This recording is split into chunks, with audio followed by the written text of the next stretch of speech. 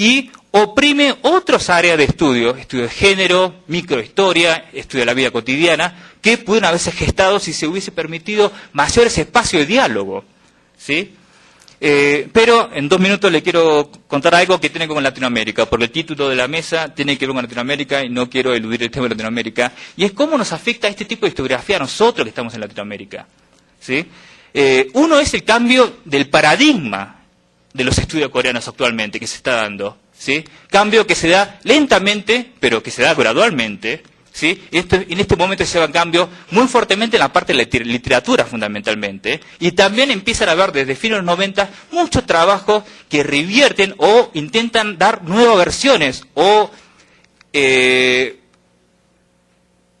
indagar sobre nuevas áreas de estudio que hasta ahora han sido relegadas a un segundo plano, ¿sí?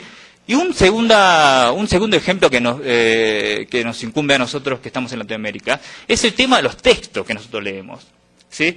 Tenemos un problema, es que los textos que nosotros asimilamos muchas veces son textos traducidos, ¿sí? Ahora, la traducción no la hace cualquiera, ¿sí? Las traducciones generalmente son hechas por el gobierno y no son textos de cualquier investigador, de un joven, ¿sí?, prominente que tiene trabajos novedosos, sino son clásicos lo que se traducen. Y al asimilar textos clásicos traducidos nada más, asimilamos lo que ya en parte quedó como un debate acabado hace 10, 20 años atrás, ¿sí? Tenemos un problema de asimilar las cosas a destiempo, ¿sí?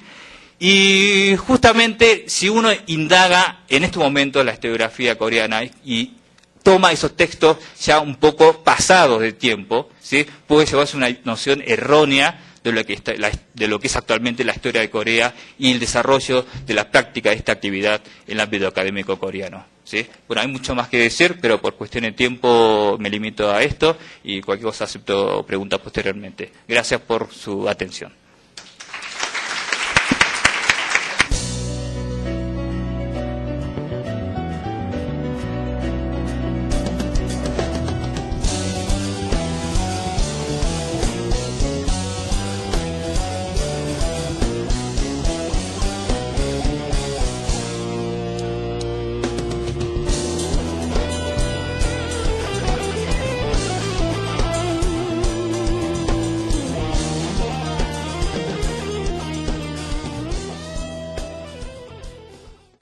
Y este trabajo que voy a presentar también de una manera muy rápida forma parte de una reflexión que a partir de mi tesis doctoral en la Universidad de Colima, por cierto aquí está mi asesor de tesis, voy a comentarles.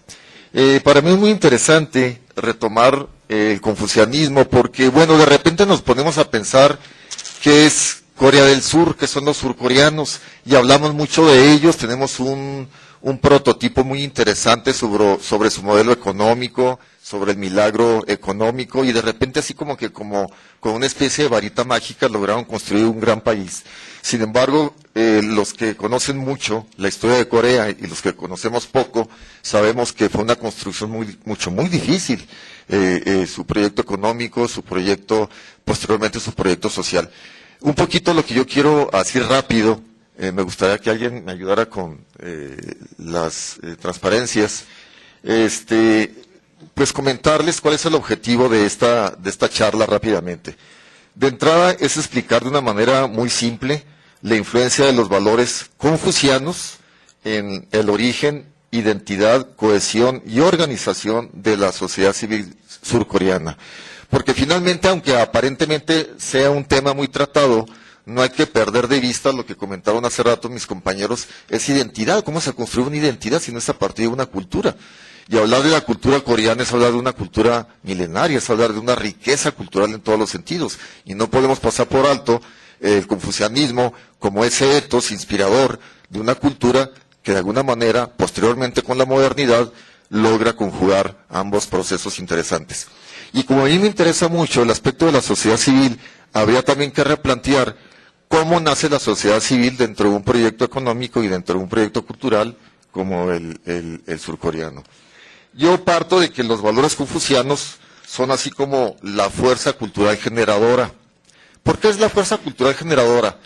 Tan sencillo porque ellos manejan una jerarquía social, una sólida educación, relaciones interpersonales con mucha solidaridad, una fuerte cohesión y eso les permite tener un ethos histórico con una perspectiva grupal muy interesante. Siempre cuestionamos nuestra individualidad occidental.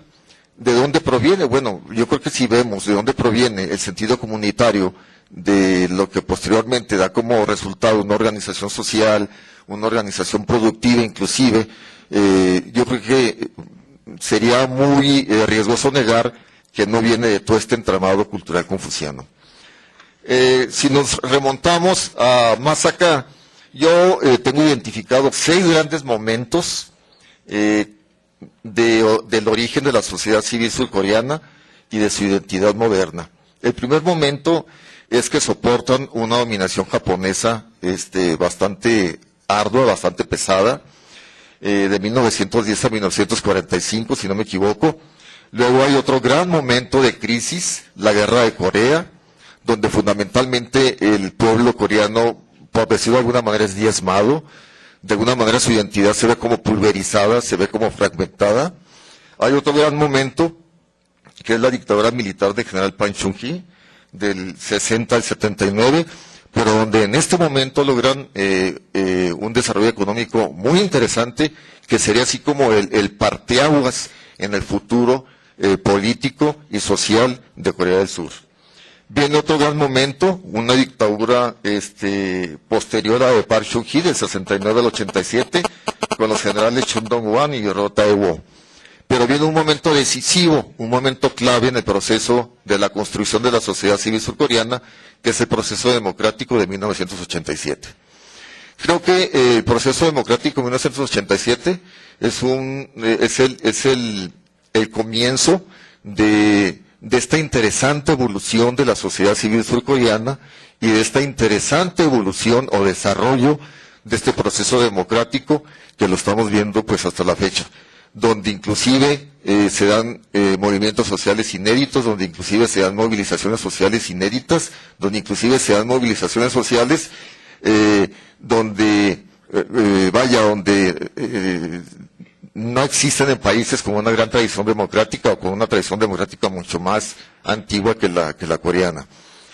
Y por otro lado, otro último momento que es la democracia, a partir de 87 hasta la fecha, donde, bueno, los grandes movimientos sociales han cincelado una sociedad abierta, con sus limitaciones, por supuesto, pero que de alguna manera, aquí lo interesante es cómo están tratando de construir, desde mi punto de vista, una democracia a la coreana. Vaya, siempre pensamos que Corea es un país que copia una occidentalización. Yo siento que es un país que fabrica una occidentalización made in Corea. Para mí, esto es bien importante. Pero bueno, después, aquí está el esquema. Hay un autor muy interesante, Sugmon Kim, perdonen mi pronunciación coreana, retoma este concepto de Chong, que es un concepto que significa la relación con otra identidad diferente al yo, para así crear un concepto de nosotros. Creo que esto es fundamental para entender esa psicología, si se me permite, de la colectividad. Una psicología inclusive política, parafraseando a Rawls, ¿no? Donde hay una compartición de intereses entre los individuos, entre los ciudadanos, y que le van dando posibilidades a ir construyendo a una sociedad civil mucho más cohesionada. Luego, claro, siento yo que también hay una autoidentidad cimentada en esta cohesión social que va a permitir con el tiempo una organización social muy interesante, inclusive un gran despunte de organizaciones no gubernamentales. Y si pasamos al siguiente cuadrito, esto viene proporcionando un fortalecimiento de una esfera de la comunicación. Nosotros, como países latinoamericanos, y apuntaría primero a México, estamos muy poco acostumbrados al término esfera comunicacional.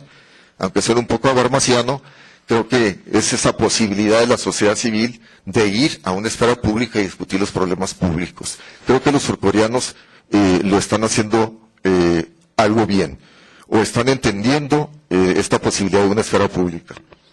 Y bueno, a mi ver, esto de alguna manera legitima más el proceso democrático, legitima al menos una presencia de una sociedad civil más contestataria, más ciudadanizada, con muchas posibilidades de organización. Y bueno, ahí hay una fotografía de estas grandes manifestaciones que hacen los Candlelight Vigils, los vigilantes de las velas, que sean así como, han sido como los representativos, como un movimiento representativo de esa sociedad civil contestataria, ¿no? Que muchos de los casos, pues, nos pone a pensar sobre esa capacidad de movilización y sobre esa capacidad del interés de la sociedad surcoreana sobre esa esfera pública. Pasamos a la siguiente, por favor. El circulito del medio es el círculo central, de ahí partiría mi explicación. Bueno, yo siento que hay una sociedad civil que se ha modernizado, obviamente, el proceso económico, el gran capitalismo productivo que tiene Corea del Sur, varios factores obviamente han hecho que la sociedad civil se posicione y que aquel confucianismo tradicionalista, si bien no está presente ya al 100%, creo que no ha muerto. Han nacido neovalores muy interesantes que de alguna manera tienen como salidas a la derecha, el círculo de su derecha, salidas de autogestión, donde otra vez esa cohesión, esa posibilidad de reunirse, de formar organizaciones gubernamentales, resolver problemas de tipo ecológico, de género, incidir en las políticas públicas, algo inédito en muchos de nuestros países en relación a nuestras sociedades civiles, y sobre todo esa importante lucha por los derechos humanos, que ha sido una parte muy importante en Corea del Sur.